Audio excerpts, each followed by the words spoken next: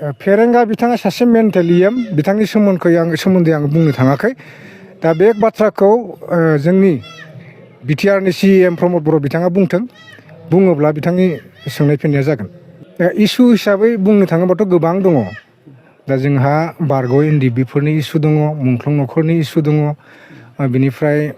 development दाथ' प्रमद बर' बिथांजों लोगोसे बिथांमोननि दैदेनगिरिफ्राथ' बुंबायानो थादोंना जे 2 बोसोरनि गेजेराव जोङो बिटिसिखौहाय बा बिटिआरखौ सुइजारलेण्ड बादि बानायगोन होननानै बिथांमोनहा बुंसोलायदोंमोन फोसावदोंमोन नाथाय जों दिनैसिम नुनो थाङाखै बेफोरखौ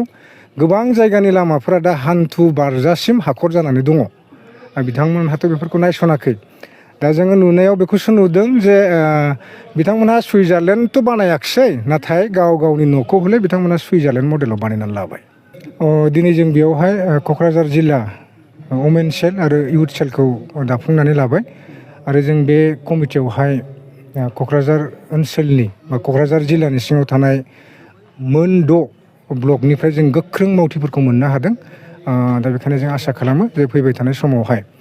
एपिबि राजखान्थि हान्जानि जानानै गोख्रोङै खामानिफोरखौ मावलांगोन होननानै